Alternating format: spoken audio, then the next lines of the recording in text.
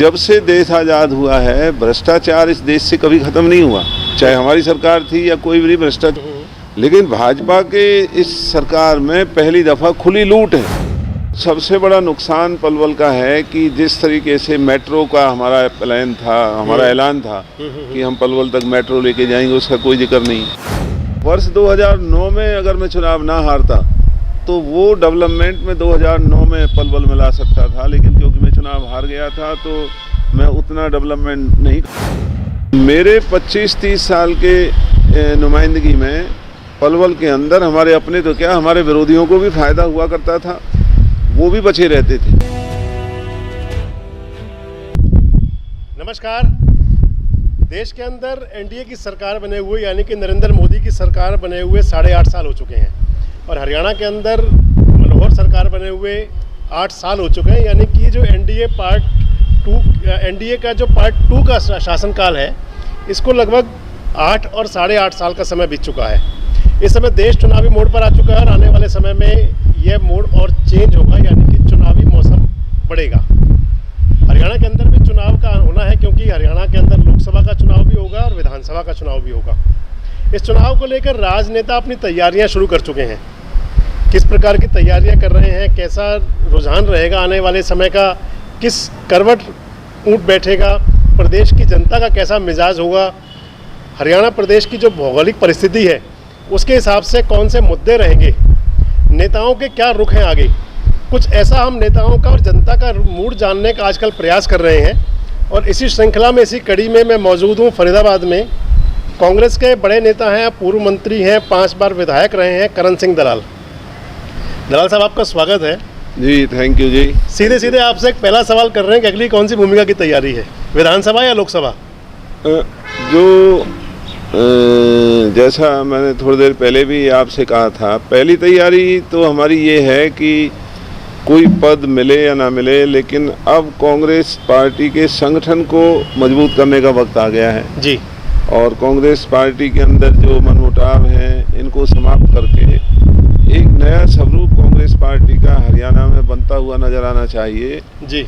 जो पार्टी लोगों की दुख तकलीफ़ों को दूर करने के लिए हरियाणा प्रदेश के अंदर किसान, मजदूर, नौजवान, बैकवर्ड, दलित, जो भी लोगों की समस्याएं हैं उनको लड़ने के लिए कांग्रेस पार्टी हर स्तर पर खड़ी नजर आए, तो ये हमारा एक अभियान है। बेहतर संकेत है कि इस समय कांग्रेस के नेता अगर ये सोच रहे हैं कि जहाँ कमियां रह गई उसको पूरा किया जाए, आपकी अच्छी सोच है। और लेकिन इसके साथ साथ जो राजनेता होते हैं, पॉलिटिशियंस होते हैं, उनके समर्थक, उनके कार्यकर्ता, उनका क्षेत्र, उसके प्रति भी उनकी एक विशेष जवाबदेही होती है। तो उस स्थिति में लेकर के मैंने आपसे एक बात पूछी थी कि अगली भूमिका कौन सी, लोकसभा या विधानसभा? क्योंकि आप फरीदाबाद में रहना शुरू कर चुके हैं। फरीदाबाद और पलवल एक लोकसभा क्षेत्र का हिस्सा है, तो मैंने इसलिए आपसे जानना चाहा था। लोग बड़े उत्सुकता से जानना चाहते हैं, हालांकि हवाएं कुछ इशारे कर रही हैं, लेकिन आपके सीधे सीधे आपके मुख से मैं जानना चाहता हूं कि आपकी क्या इच्छा है इसमें। मगू साहब, जो सबसे बड़ी बात वो ये है कि मैं अपने स्तर पर ये कहता हुआ अच्छा नहीं लगता कि मैं क्या बनना चाहता हूँ। मैं बनने की बात नहीं कह रहा, अब कौन से रूप में जनता की सेवा करना चाहते हैं, बतौर लोकसभा प्रतिनिधि या बतौर विधानसभा प्रतिनिधि? नहीं, अब अगर पार्टी मौका देती है और इलाके के लोग अगर सहारा लगाते हैं जी, तो निश्चित तौर पर अब की दफ़ा लोकसभा का जो चुनाव है जी, वो इसलिए मैं लड़ना चाहता हूँ कि लोकसभा के अंदर जो हमारे इस इलाके की एक पहचान बने और इलाके के नाम से पूरे देश के लोगों की लड़ाई, अगर देश की सबसे बड़ी पंचायत में लड़ने का आपको अवसर मिल सकता है, तो मैं क्या, कोई भी जो राजनीति में है वो यही चाहेगा कि मैं देश की सबसे बड़ी पंचायत में जाऊं। दलाल साहब, 5 बार आप विधायक रहे हैं, एक लगातार 20 साल, यानी कि एक युग होता है कि जिसके अंदर आपने हरियाणा की राजनीति को वहाँ से देखा जहाँ पर लोग जाने की सोचते हैं या प्रयास करते हैं या कोशिश होती है राजनेताओं की। तो लोकसभा में बारे में आपसे आगे बात करेंगे। हरियाणा के अंदर आप 25 साल तक विधायक रहे। पहले तो मैं आपसे एक बात जानना चाह रहा हूँ कि आपने कई मुख्यमंत्रियों को बड़े पास से देखा, चौधरी बंसी लाल की कार्यशैली देखी, चौधरी भजन लाल की कार्यशैली देखी, ओम प्रकाश चौटाला की कार्यशैली देखी, भूपेंद्र सिंह हुड्डा जी के साथ आपने काम किया। आज मनोहर लाल जी की सरकार है, ठीक है आप दूसरी बार विधायक नहीं है बट आप उसमें विधायक भी रहे। इन सभी मुख्यमंत्रियों में आप क्या समझते हैं, क्या चेंज था, क्या फ़र्क था, किस प्रकार की कार्यशैली थी? इसमें संजय जी जो 25 साल हरियाणा की विधानसभा में मैंने देखा है जी, और वहाँ विधानसभा के अंदर हमने अपने जो दलों के अंदर रहते हुए भी हमने अपने नेताओं का भी विरोध किया है। जी जी। और जो दूसरी पार्टी के चाहे मुख्यमंत्री रहे या जो बड़े नेता रहे हैं, अगर उनकी कोई गलत बात आती थी तो हमने उनका भी मुकाबला किया, विरोध किया।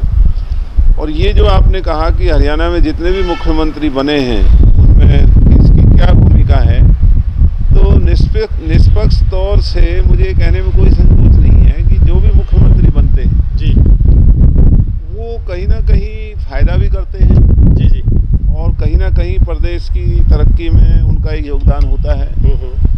रहा सवाल कि इसमें कौन ज़्यादा कौन कम, तो हरियाणा के अब तक के बने हुए सभी मुख्यमंत्रियों में जो अगर विकास पुरुष के नाम से अगर जाना जाएंगे तो चौधरी बंसी लाल जी का नाम लोग आदर और सत्कार से लेते हैं। और अगर भाईचारा और राजनीतिक सूझबूझ और जोड़ करने के नाम से अगर जाने जाएंगे तो चौधरी देवीलाल जी उनका नाम आता है। जी जी। और जो चौधरी भूपेंद्र सिंह हुड्डा जी हैं, उनका हरियाणा के अंदर जो एक भाईचारे के तौर पर उन्होंने कभी किसी से कोई राजनीतिक द्वेष या किसी के साथ किसी तरह की दुर्भावना से कुछ उन्होंने गलत नहीं किया और 2 दफ़ा प्रदेश के मुख्यमंत्री बने, तो उनका भी योगदान हरियाणा के लोग याद रखेंगे। जी जी। और जो आज के मुख्यमंत्री हैं चौधरी भजन लाल जी का भी कई बातों में उनका भी नाम प्रदेश के अंदर गिना जाएगा। जी जी।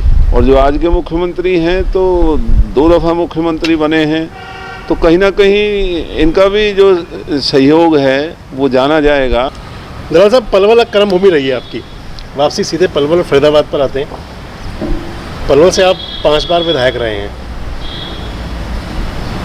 अपने जो आपका कार्यकाल रहा, कुछ समय आप सत्ता में रहे, कुछ आप विपक्ष में रहे, तो क्या मानते हैं आपके कार्यकाल के दौरान में आप उसको कितना, अगर मैं पूछूं कि कितना सफल और कितना असफल मानते हैं कि आप जनता की सेवा पर कितने खरे उतरे, लोगों को जो आपसे उम्मीदें थी, क्योंकि जनता भी आपको एक नई भूमिका में देख रही है। मैंने आपको पहले बताया कि जो समर्थक होते हैं, क्षेत्र के लोग होते हैं, कार्यकर्ता होते हैं, उनको बड़ी उम्मीद होती है।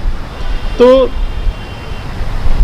जो आपका पिछले 25 साल वाला जो राजनीतिक करियर कह लें, या आपकी जो इलाके के क्षेत्र के लोगों को उनके प्रति जो उनका आपकी जवाबदेही थी, आप उसको कितना आप मानते हैं कि सफल था, कितना असफल रहा, और क्या और करना चाहिए था विशेष? जो पिछले 25 साल में पलवल विधानसभा चुनाव क्षेत्र के 36 बिरादरी के लोगों का जो समर्थन और आशीर्वाद मुझे मिला, जी जी, तो जितना लोग उम्मीद मेरे से करते थे, मैं उतना उम्मीदों पर खरा नहीं उतर सका। और उसकी वजह ये थी क्योंकि हरियाणा के अंदर हमारे इलाकों को इतना महत्व नहीं मिलता है। जो भी सरकारें होती हैं वो हमारे इलाकों के लोगों का सम्मान या हमारी दुख तकलीफ़ों को इतना गंभीरता से नहीं लेती। तो उसके एवज में मुझे अपनी सरकारों में रहते हुए अपने ही नेताओं से लड़ना पड़ा। और हरियाणा के जो भी मुख्यमंत्री रहे, अपने इलाके की पहचान बनाने के लिए मुझे उनका मुकाबला करना पड़ा जी। उनका सामना करने से इलाके का भी नुकसान हुआ, मेरा भी नुकसान हुआ, कार्यकर्ताओं का भी नुकसान हुआ। तो उस मुहिम में, क्योंकि मैं एक विधायक की हैसियत से पलवल की राजनीति में नहीं आया था, मैं इस अपने तमाम इलाकों को हरियाणा के मानचित्र पर एक बड़े स्वरूप में लाना चाहता था। और हरियाणा के अंदर शायद हमारे इस दक्षिणी हरियाणा, खास करके पलवल, फरीदाबाद, मेवात, और इसमें हालांकि मेरे से पहले बहुत बड़े बड़े नेता हमारे इलाके में हुए हैं, वो मेरे से अच्छे थे, लेकिन जब से मैं विधायक बना तो मेरा मुहिम केवल और केवल यही रहा कि हम किसी तरीके से हरियाणा के अंदर एक राजनीतिक हैसियत अकेले पलवल की नहीं, हम और लोगों यानी की कि भी केवल एक विधायक बन के ना रह जाए, एक खनक रहे क्षेत्र की पूरे प्रदेश के अंदर। पूरे प्रदेश के मूल अंदर। बात आपकी जो मैं समझ पा रहा हूँ। हाँ, और राजनीति में और माने उसमें हमारी कामयाबी रहे आप। हिस्सेदारी हो। ये जनता का नजरिया भी होता है, और मैं अपने नजरिए मानता हूँ कि इसमें आप कामयाब भी रहे। हाँ, क्योंकि अब मैं तो अपने मुंह से कहता हुआ अच्छा नहीं लगता, लेकिन मुझे इस बात का फक्र है कि जितने दिन मैं विधायक रहा जी, मैंने दलगत राजनीति से ऊपर उठ करके हरियाणा की विधानसभा में एक विधायक की भूमिका निभाने की कोशिश की, और अपने तमाम इलाके को ही नहीं बल्कि मैं जो मुद्दे उठाया करता था वो मुद्दे पूरे हरियाणा के जनहित के मुद्दे हुआ करते थे। जी जी। और विधायकों के रवैये से मेरा रवैया अलग हुआ करता था। अब मैं ये नहीं कह सकता कि वो रवैया लोगों को पसंद था या नहीं पसंद था, लेकिन निश्चित तौर पर जो नुमाइंदगी मैंने की, मुझे इस बात का फक्र है कि उस नुमाइंदगी में हमारे इलाके की एक हैसियत बनी, हमारे इलाके की पहचान बनी, हमारा जो सम्मान बढ़ा, हमारे 36 बिरादरी के लोगों का इस हरियाणा के अंदर लोगों के अंदर एक चर्चा रहती थी जी। और विधायक के तौर पर हरियाणा के लोग ये उम्मीद करते थे कि पलवल का विधायक हरियाणा की राजनीति में अपना दम रखता है। तो अब जो पिछला समय चल रहा है, आप जो मुख्यमंत्री मनोहर लाल जी हैं, जो भाजपा की सरकार चल रही है, 8वां साल होने जा रहा है, पिछली टर्म में आप विधायक थे। अब की बार जनता ने आपको हरा दिया और दूसरे विधायक चुने गए। आप पर आरोप लगाते थे आपके जो प्रतिद्वंदी लोग थे या जो राजनीति में जो आपके सामने लोग थे, पर आरोप लगाते थे कि आपके टाइम पे कहीं अफसरशाही हावी थी या लोगों के साथ में कहीं गलत मुकदमे दर्ज होते थे या इस टाइप के आप पर आरोप लगते रहे। एक बड़ा कारण ये भी रहा, और दूसरा जो मैंने जब देखा था आपको 2014 के चुनाव में जो रहा कि भाई आपने एक विशेष लोगों को, जैसे कोई प्रॉपर्टी का कारोबार करते हैं या उनकी नाराज़गी रही, मतलब कुल मिलाकर के इन सबको क्या कारण माना जाए। और दूसरी बात जहाँ मैं अब आपसे ही आ रहा हूँ एक बार होगी, आज क्या समझते हैं उसके अंदर जिस प्रकार से आप पर आरोप लगाए जाते रहे कि भाई आप राजनीतिक विरोधियों पर या विरोधी लोगों के साथ में किसी विशेष उससे कार्रवाई कराते हैं या अफसरशाही हावी हो गई थी उस टाइम का, और आज की आप क्या समझते हैं कैसा था? नहीं, इसमें संजय जी मैं एक बार दावे से कह सकता हूँ कि जब कभी सत्ता मेरे हाथों में रही या मैंने पलवल की नुमाइंदगी की जी, तो मेरे विरोधियों को भी लाभ मिला करता था मेरा होने का। मेरा जो दबदबा था, जो अधिकारियों के ऊपर मेरी पकड़ थी, जी जी, जो हरियाणा में मेरा नाम था, उस दबदबे के चलते पलवल के इलाके में कोई भी अधिकारी की हिम्मत नहीं हुआ करती थी कि वो छापेमारी, आज जैसे पलवल में बिजली के छापे, जीएसटी के छापे, कहीं सेल टैक्स वाले छापा मारते हैं, कहीं मंडी इंस्पेक्टर आकर के लोगों को तंग करते हैं। तो मेरे 25-30 साल के नुमाइंदगी में पलवल के अंदर हमारे अपने तो क्या, हमारे विरोधियों को भी फायदा हुआ करता था, वो भी बचे रहते थे, अधिकारी की हिम्मत नहीं होती थी। रहा सवाल ये कहने का कि मैं विरोधियों को दबा करके रखता था, ये एक दुष्प्रचार मेरे खिलाफ वो लोग किया करते हैं और वो आज भी कर रहे हैं, वो आगे भी करेंगे कि इस हमारे इलाके में कुछ लोगों की आदत बन चुकी है कि वो अपना कद विधायकों से और इलाके के जिम्मेवार लोगों से बड़ा करके, और वो ये चाहते हैं कि जो भी पलवल में बात हो उनकी इजाज़त से हो।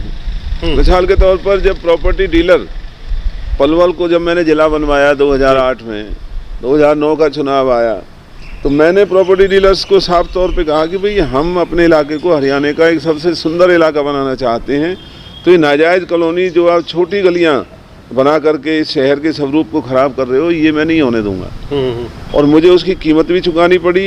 उन्होंने मुझे तरह तरह के लालच दिए, प्रलोभन दिए, लेकिन मैं जनहित को देखते हुए मैं किसी प्रलोभन में नहीं आया जी। और मुझे खुशी है कि चाहे मैं चुनाव हारा, लेकिन आज पलवल का जो स्वरूप, जो ओमेक्स इधर हुड्डा सेक्टर के अंदर जो लोग आए हैं जी। या उसके बाद जो प्राइवेट कॉलोनी भी काटी गई, तो अब उनके चौड़े रास्ते बनना शुरू हो गए हैं। बिल्कुल, तो ये पलवल के लिए एक बहुत बड़ा मैं अपना योगदान मानता हूँ। चाहे मैं चुनाव हार गया, उसकी मुझे कोई इस बात का दुख नहीं। दरअसल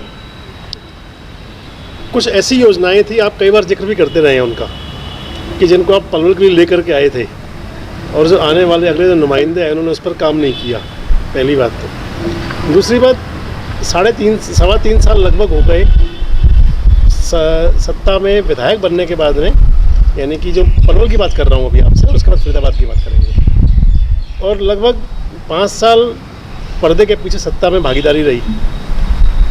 कितना पलवल में काम होना चाहिए था वो हुआ, या जो क्या योजनाएं थी जो आपके समय में शुरू हुई थी या होनी चाहिए थी, या कोई पाइपलाइन में थी कि वो हुई या नहीं हुई, और जो विकास अगर कहीं हुआ भी सही तो वो किस हद तक, किस लेवल तक उसका लोगों को फ़ायदा मिला, खासकर पलवल में। देखिए, पलवल में जो 2019 में मेरे चुनाव हारने के बाद जी, हमारा जो पलवल का एक हरियाणा के अंदर एक मौका था कि क्योंकि गुड़गांव, फरीदाबाद, सोना तक डेवलपमेंट हो चुका है और उसके बाद पलवल का हक था कि डेवलपमेंट वहाँ होना चाहिए जी। तो वर्ष 2009 में अगर मैं चुनाव ना हारता तो वो डेवलपमेंट में 2009 में पलवल में ला सकता था, लेकिन क्योंकि मैं चुनाव हार गया था तो मैं उतना डेवलपमेंट नहीं करा सत्ता में तो इतने नज़दीक थे आप फिर भी।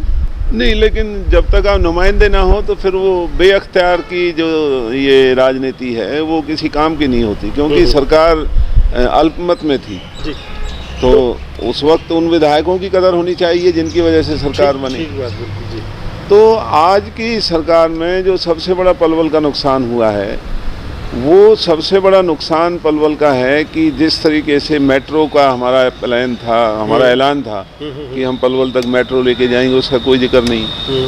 हमारा ऐलान था कि जो केएमपी के और केजीपी के दोनों तरफ वहाँ जो हम ऐसे प्रोजेक्ट्स लाएंगे नॉन पॉल्यूटिंग, जिनसे कि वहाँ रोजगार बढ़ेगा, काम आएगा जी। फिर हमारा एजुकेशनल इंस्टीट्यूशंस का था, धतीर में मैंने वाईएमसीए यूनिवर्सिटी का शिलान्यास करवाया था।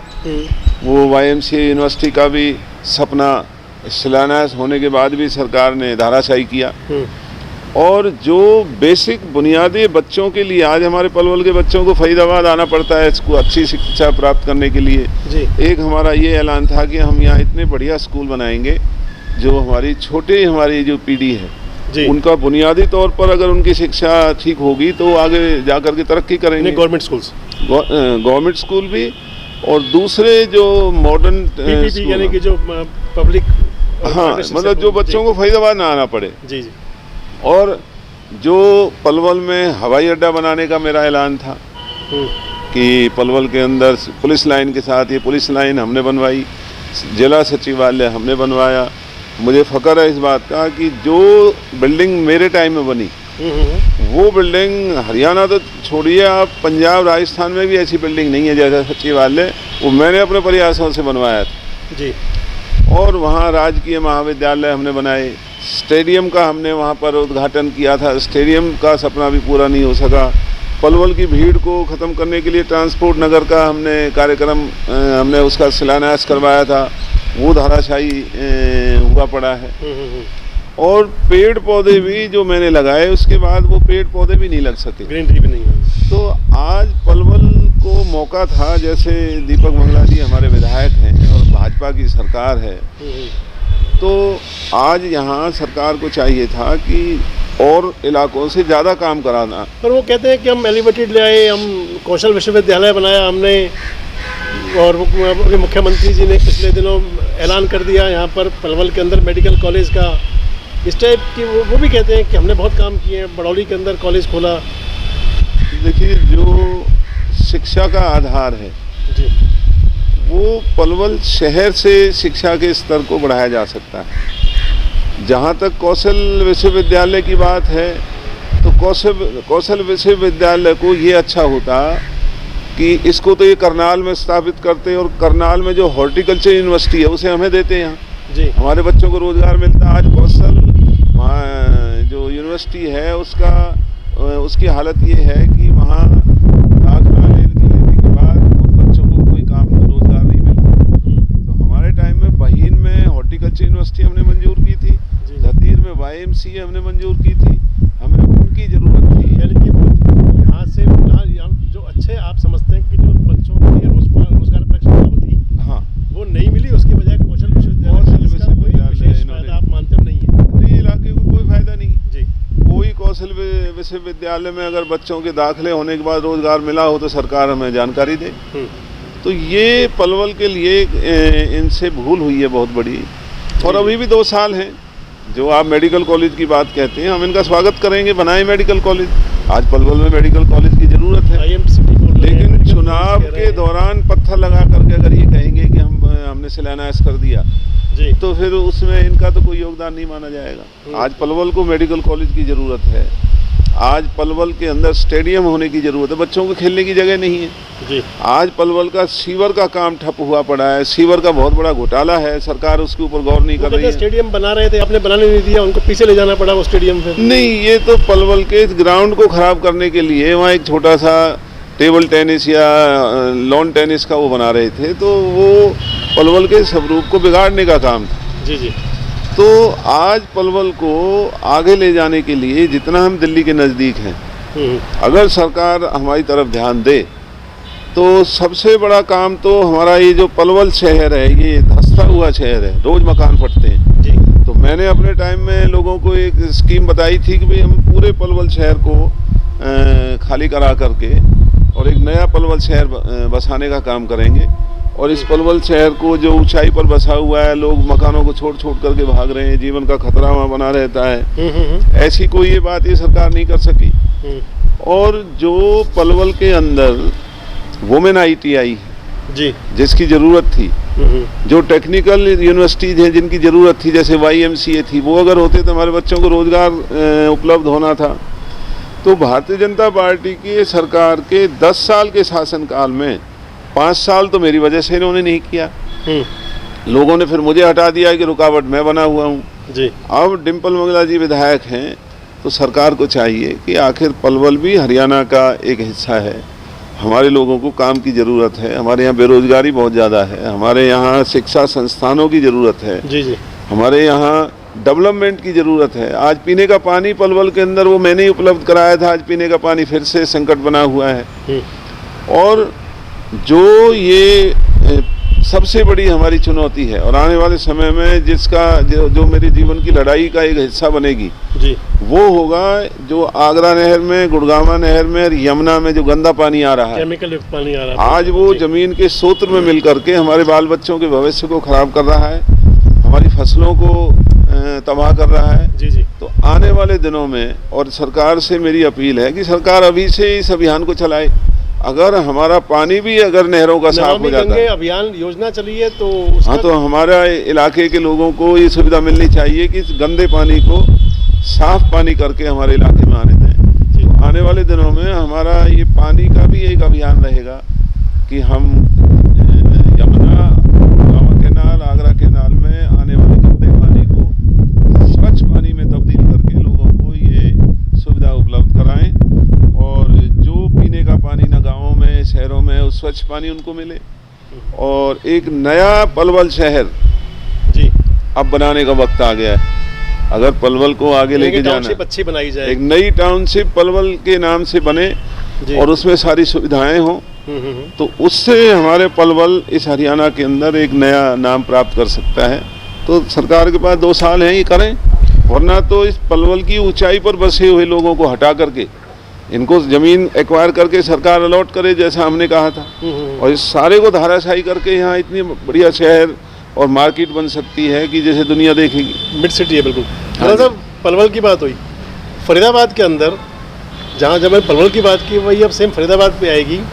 डबल इंजन की कह लो या ट्रिपल इंजन की सरकार चल रही है। सेंटर में मोदी जी हैं तो यहाँ कृष्णपाल जी हैं, हरियाणा में मनोहर लाल जी हैं, तो पलवल में आपसे बात हुई, फरीदाबाद के अंदर सभी विधायक सरकार के हैं, एक नीरज शर्मा को छोड़ दिया जाए तो पलवल वाली बात आपने बताई कि पलवल के अंदर डेवलपमेंट के में कहाँ पिछड़ा और क्या होना चाहिए था, क्या नहीं मिला। फरीदाबाद को कहाँ आंकते हैं, क्या मिला फरीदाबाद को? पलवल और फरीदाबाद ये सबका भाग्य एक जैसा है जी। आज भारतीय जनता पार्टी की सरकार अगर हरियाणा में बनी है तो जिला फरीदाबाद और पलवल के लोगों ने ये हरियाणा में सरकार को बनाया जी जी। और आज बड़े दुख की बात है कि फरीदाबाद में भी और पलवल में भी जो भ्रष्टाचार का बोलबाला है, आज हालत ये है कि भाजपा के नेता और कार्यकर्ताओं की दुर्गति जब सरकारी कार्यालयों में होती है तो मतलब दुर्गति की बात समझ नहीं आई, दुर्गति किस प्रकार से? क्योंकि अधिकारी उनकी सुनते नहीं। आज मैं ये बात कह सकता हूँ, मुझे संकोच नहीं, कि जब से देश आज़ाद हुआ है भ्रष्टाचार इस देश से कभी ख़त्म नहीं हुआ। चाहे हमारी सरकार थी या कोई भी भ्रष्टाचार रहा है, लेकिन भाजपा के इस सरकार में पहली दफ़ा खुली लूट है। अब भ्रष्टाचार नहीं, अब तो लूट है। नाम बदल गया उसका। हाँ, भ्रष्टाचार है ही नहीं, अब तो लूट है। और इस लूट में जो यहाँ के नुमाइंदे हैं उनकी कोई हैसियत नहीं। उनका ना कोई डर है, ना उनका कोई भय है, ना वो लोगों का बचाव कर सकते हैं। और चारों तरफ फरीदाबाद पलवल में इस वक्त सरकारी कार्यालयों में जी, या सरकारी ठेकों में, या जो भी सरकार के उपक्रम हैं, या जो दूसरे प्राइवेट लोग काम करना चाहते हैं, तो यहाँ जो सरकार के चुने हुए जो लोग हैं, जो अधिकारी हैं या जो जिनका दबदबा है, वो हर चीज़ में सरेआम हिस्सा मांगते हैं। और जिसकी मिसाल आपने कॉरपोरेशन में जो इतना बड़ा घोटाला हुआ, आज तक उसमें कोई कार्रवाई नहीं हुई। यहाँ एक लोग गिरफ्तार हुए, ठेकेदार वगैरह कुछ नहीं, उसमें जो ठेकेदार गिरफ्तार हुए, ठेकेदारों का तो कोई योगदान ही उसके अंदर अगर था तो राजनेताओं के दम पर था ना। राजनेताओं के खिलाफ कार्रवाई क्यों नहीं की? यहाँ कॉरपोरेशन की बिल्डिंग बननी थी, वो 500 करोड़ रुपए हजम कर चुके हैं, उसका ये पता नहीं वो पैसा कहाँ गया जी। यहाँ रेती की निकासी का जो जमुना रेत का जो धंधा है, माइनिंग गैर कानूनी माइनिंग फरीदाबाद से लेकर के पलवल तक दिनों रात होती है। लोगों को एक ट्रॉली रेती लेने के लिए मशक्कत करनी पड़ती है, और अगर कोई गरीब ट्रैक्टर पकड़ा जाता है तो उसको जब्त कर लेते हैं जी। भाजपा के नेताओं की दिनों रात गैर कानूनी रेती और खनन का काम चल रहा है, कोई रोकने वाला नहीं। पहाड़ों का खनन हो रहा है, कोई देखने वाला नहीं। और जितने भी हमारे स्मार्ट सिटी का नाम फरीदाबाद को दिया है, फरीदाबाद की किसी भी सेक्टर और उसमें आप जा नहीं सकते। फरीदाबाद का जो पीने का पानी है वो पीने के योग्य ही नहीं है। ओल्ड फरीदाबाद का एरिया, दरअसल स्मार्ट सिटी की बात आपने भी की, ओल्ड फरीदाबाद का एरिया मैं भी निकला वहाँ 2-3 बार, आप भी गए होंगे, जरूर देखा होगा आपने भी। वो एरिया स्मार्ट सिटी के लिए स्पेशली वहाँ काम कर रही थी टीम। हाँ। पर मतलब स्मार्ट से भी स्मार्ट हो गया, ये मेरी अपनी ओपिनियन है। जब आपने ये माना है तो यहाँ फरीदाबाद के लोगों की जो दुर्गति है जी, आज सरकार को सबसे बड़ा इनको आवाज बाद में होगा, जो धर्म की आड़ में जो इनका अहंकार और घमंड ये हो चुका है कि इस देश के अंदर ये काम करें या ना करें, भ्रष्टाचार को रोकें या ना रोकें, लेकिन सरकारें इनकी बनेंगी।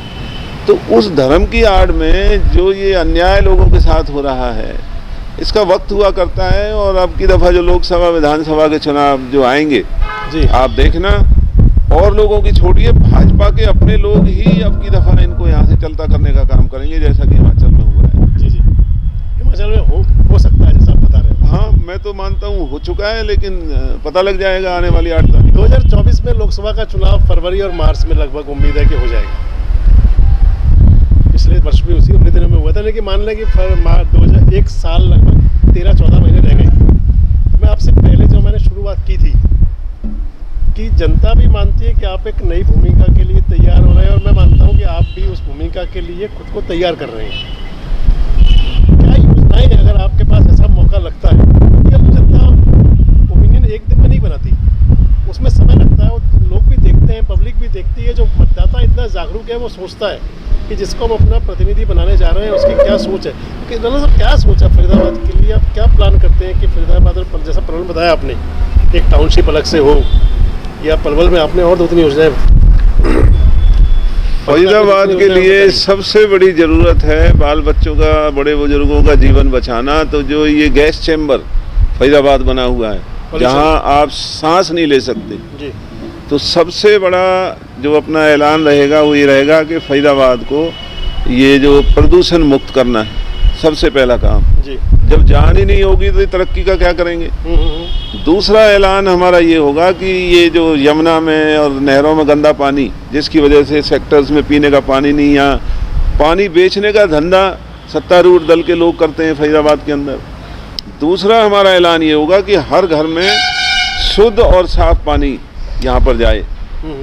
और तीसरा ये होगा कि यहाँ जो हमारे फरीदाबाद के अंदर 36 बिरादरी के लोग, पूरे देश के लोग बल्कि यहाँ फरीदाबाद के अंदर रहते हैं। प्राइवेट स्कूलों में अमीरों के बच्चे पढ़ते हैं, उनको कोई दिक्कत नहीं, लेकिन फरीदाबाद के आम परिवार या गरीब परिवार के बच्चों को बहुत अच्छी शिक्षा उन्हें मिल सके, तो उसके लिए यहाँ पर प्रबंध करना और रोजगार उपलब्ध कराने के लिए यहाँ पर जो बड़े बड़े जो इंजीनियरिंग कॉलेजेज हैं या जो आधुनिक आज की शिक्षा है, जो आईटी सेक्टर से जोड़ करके, आज गुड़गांव में आईटी का इतना बड़ा काम है, फरीदाबाद में कोई काम नहीं। बिल्कुल जी।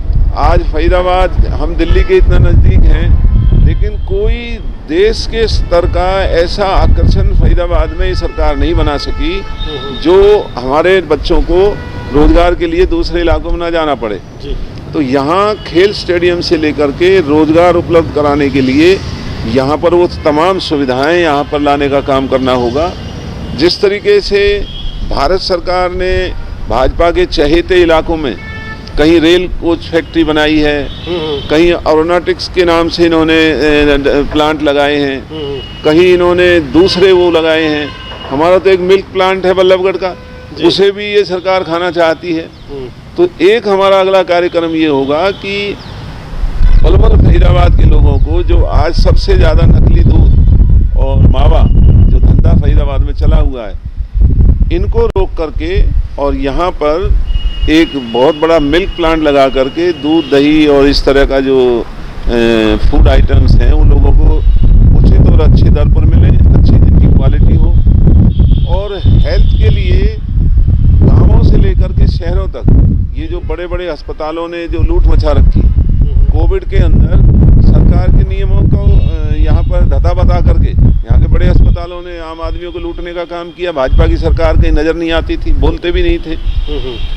तो यहाँ अम्मा के जो अस्पताल बना, अम्मा के अस्पताल का उद्घाटन करने के लिए प्रधानमंत्री आते हैं। तो क्या यहाँ एम्स जैसा जो सबसे बड़ी गंदगी को जो इलाका झेल रहा है, गंदे पानी को हम पीने को बेबस हैं, प्रदूषण सबसे ज़्यादा हमारे यहाँ है, तो क्या एम्स की यूनिट फरीदाबाद और पलवल के अंदर नहीं बन सकती? मेवात से लेकर के पलवल फरीदाबाद तक आज एक एम्स बनाने की ज़रूरत है, जिससे कि इन बड़े बड़े अस्पतालों की लुटाई से आम आदमी को बचाया जा सके। और उसके बाद जो भ्रष्टाचार है, जो लोगों की यहाँ जिस तरीके से प्रशासन उन्हें दबा करके रखता है, यहाँ के नेताओं की हैसियत को जो भाजपा ने ख़त्म किया है, यहाँ अगर हमारी सरकार बनेगी, हम अगर यहाँ के नुमाइंदे होंगे तो हैसियत इस इलाके के लोगों की रहेगी। अधिकारियों को लोगों की सेवा करनी होगी, भ्रष्टाचार पर उनको रोक लगानी होगी और यहाँ पूरे प्रदेश में जो हमारे फरीदाबाद पलवल के जितने भी ज़रूरत के काम हैं उनको प्राथमिकता के आधार पर, मिसाल के तौर पर हम इतने अभागे लोग हैं पूरे हरियाणा में, क्या शायद पूरे देश में, आज पलवल जाने के लिए, फरीदाबाद आने के लिए चारों तरफ से टोल देना पड़ता है। केएमपी से आते हैं तो वहाँ टोल देना पड़ता है, केजीपी से आते हैं वहाँ टोल देना पड़ता है, गुड़गांव से आते हैं वहाँ टोल देना पड़ता है, दिल्ली से आते हैं यहाँ टोल देना पड़ता है। पब्लिक ट्रांसपोर्ट की भी दिक्कत बहुत ज़्यादा है और पब्लिक ट्रांसपोर्ट नहीं है। और ये जो टोल लगा करके इस इलाके को लूटने का भाजपा के नेताओं के तत्वाधान में जो ये काम हुआ है जी, ये गदपुरी टोल जो एक बिल्कुल अन्यायपूर्ण इनका एक काम है। जब 6 लेन प्रोजेक्ट आज तक पूरा ही नहीं हुआ, आप बल्लभगढ़ से जब आप गुजरेंगे तो रेल के पुल के ऊपर जाम लगा रहता है। इनकी शर्तों में लिखा हुआ था कि रेलवे पुल भी 6 लेन बनेगा। ये 6 लेन बनाते तो हम इन्हें टोल देने में हमें कोई इतराज नहीं था। वो लड़ाई हमने राजनीतिक तौर पर लड़ी, हम अदालत में लड़ रहे हैं और आने वाले दिनों में अगर हमारी सरकार बनी तो जब तक ये बल्लभगढ़ का रेलवे पुल 6 लेन का नहीं बनेगा, हम इस टोल को किसी भी कीमत पर नहीं चलने देंगे, इसको उखाड़ करके फेंक देंगे। यानी कि माने तो आधारभूत विकास, विकसित ढांचा और सम्मान के साथ जीना, हाँ जी, और रोजगार की शिक्षा, हाँ जी, लोगों का सम्मान का जीवन, हाँ जी, ये आपके विशेष मुद्दे रहेंगे जी। और फरीदाबाद और पलवल की जनता ने आपको देखा तो पहले भी है, आपकी कार्यशैली भी देखी है, हाँ जी। तो मान के चलें कि जो अगला जो चुनाव 2024 का है वो पलवल फरीदाबाद के लिए बहुत महत्वपूर्ण होने वाला है। हम तो ये मान के चलते हैं के लिए बहुत महत्वपूर्ण होने वाला है और राजनीतिक रूप से बहुत महत्वपूर्ण होने वाला है। देखिए, मैं तो इतना बड़ा आदमी नहीं हूँ, लेकिन अगर कोई सही नुमाइंदा बनेगा तो उसका लाभ सीधे तौर पर इलाके को होता है जी। और जो ये भारतीय जनता पार्टी ने जो चुनावों में पैसा बांटना, शराब बांटना, डर बनाना, इनकम टैक्स, ईडी, आईबी के छापेमारी करके लोगों को डरा करके रखना, जी जी, ये सारी इनकी बातें धरी रह जाएंगी। फैसला पार्टी ने करना है या इलाके के लोगों ने करना है। मेरी कोई ऐसी वो नहीं है, लेकिन अगर मौका मिला तो जी। भारतीय जनता पार्टी को फरीदाबाद पलवल की धरती पर चुनाव क्या होता है, ये चुनाव इनको मजबूर करेगा ये सोचने के लिए कि ऐसे भी चुनाव होते हैं। एक आखिरी सवाल, कांग्रेस से ही होगा ना? निश्चित तौर पर, क्योंकि जो आज देश के जो भी अंदर चुनाव होगा, हाँ, जो भी चुनाव होगा निश्चित तौर पर कांग्रेस पार्टी से ही होगा, क्योंकि अब कांग्रेस पार्टी ही हरियाणा के लोगों को भारतीय जनता पार्टी के कुशासन से छुटकारा दिला सकती है। धन्यवाद दलाल साहब। तो ये थे करण सिंह दलाल, जिनके बारे में मैंने आपको पहले भी बताया कि हरियाणा की एक महत्वपूर्ण राजनीतिक शख्सियत है, जिनसे हमने पलवल और फरीदाबाद के बारे में मैंने आपको पहले बताया कि चुनावी मोड में देश और हरियाणा प्रदेश भी आने जा रहा है, और हम उसी श्रृंखला को शुरू कर चुके हैं।